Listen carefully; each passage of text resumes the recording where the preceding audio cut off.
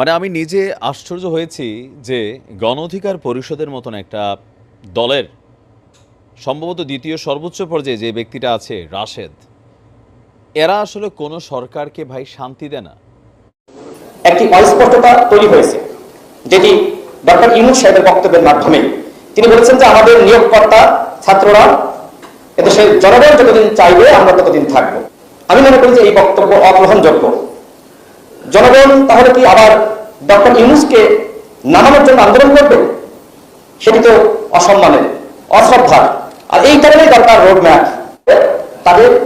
তারা কি করতে চায় সেটি স্পষ্ট হতে হবে।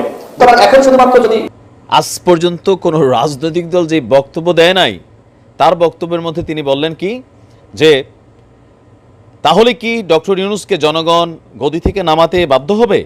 এটা তো হবে অসম্মানজনক। না, এগুলো আমার কথা না, আপনাদেরকে একটা ফুটেজ দেখাচ্ছি। আমি খুবই আশ্চর্য হচ্ছি ভাই, একটা সরকার মাত্র বসছে, এই দেশের জনগণের নির্বাচন কবে হবে জানার অধিকার আছে। জনগণের তো ভাই কাউচালি ওঠে নাই এখনো তোমাদের মতন। তোমার কেন উঠে গেছে কাউচালি?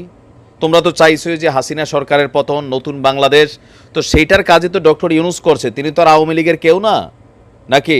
বরঞ্চ আওয়ামী লীগের রোষানলের শিকারই হয়েছিলেন তিনি। তিনি যে পদক্ষেপগুলো নিচ্ছেন, এখানে অধিকাংশ পদক্ষেপ কোনো রাজনৈতিক সরকার আসলে নিবে না। এটি 53 বছরের ইতিহাস সাক্ষী দেয়। এরপরেও এই মানুষটাকে নিয়ে এই পরিমাণ প্রেশার ক্রিয়েট করা, এই পরিমাণ চাপ তৈরি করা, এটা তো ভাই মানুষের কাজ করতে দাও। বুঝে মাঝে মাঝে মনে হয় যে এইসব জায়গাতে শক্ত মানুষ ডান্ডা লাগে, ডান্ডা। বাঙালির আপনি অতিরিক্ত স্বাধীনতা দিবেন মানে আউলাই ফেলবে। এবার আসুন, বয়সও অনেক ছোট হবে রাশেদ আমার, কারণ আমরা সেই 2007-08 আমরা গ্র্যাজুয়েশন করে ফেলছি, তারা ওই দিনের ছাত্র। গণ অধিকার পরিষদে যারা এই মেধা এবং কোটা নিয়ে আলোচনা করছে, তো তোমরা মেধাটার একটু কাজে লাগাই একটু ব্যবসা বাণিজ্য করো বাবা, চাকরি বাকরি করো, অথবা স্কলারশিপে দেশের বাহিরে যাও, পরিবারের জন্য সময় দাও। তোমরা যে রাজনীতি করতেছো, কোথাও তোমাদের কোনো ওইভাবে মানে ফিট হওয়ার মতন অবস্থান আমি দেখি নাই।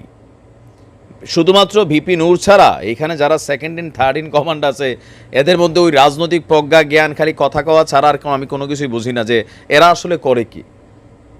তো কেউ কেউ বলেন যে বিকাশ ব্যবসাটা এখন ভালো যাচ্ছে না বিভিন্ন ইস্যুতে, তো এখন ইনকাম টিনকাম অফ, কারণ ডক্টর ইউনূসের সরকার যতক্ষণ ক্ষমতায় আছে তখন তো আর এখানে অস্থিতিশীল পরিবেশ নাই যে আন্দোলন বেগবান করতে হবে, রাজপথে নামতে হবে, তখন বিদেশ থেকে কিছু ফান্ডিং ট্যান্ডিং আগে আসতো, এগুলো নাই।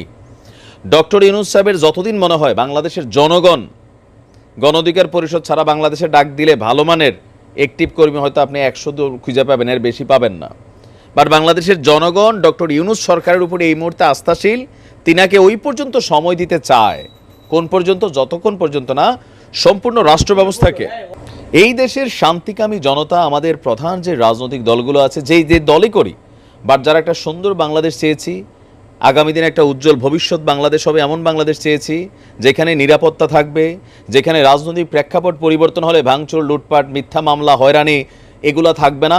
এই বাংলাদেশকে গড়তে গেলে যেখানে পুলিশ বাহিনী কোনো রাজনৈতিক সরকারের তাবেদারি করবে না, নির্বাচন কমিশন কোনো আজ্ঞাবহ কমিশন হবে না, আমাদের মেয়েরা বোনেরা ঘর থেকে বের হবে, নিরাপত্তা নিয়ে ঘরে ঢুকবে, এই যে একটা বাংলাদেশ বৈষম্য বিরোধী আমরা চাচ্ছি, এত তাড়াহুড়া কেন তোমাদের?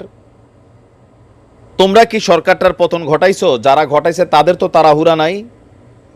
তোমরা ছাত্রদের আড়াল থেকে এখন এসে বলতেছো আমাদের এই গণ অধিকারের এত ছাত্র ছিল, কই? এরকম বহুত তো সরকার পতনের ডাক দিয়ে ম্যা করে ঘরে ঢুকে গেছো। ছাত্রদের পিছনে ছিলা, এটা আওয়ামী লীগ সরকার তখনই বলছে যে তোমরা আসো, বাট পিছনে ছাত্রদেরকে ঢাল বানাইয়া।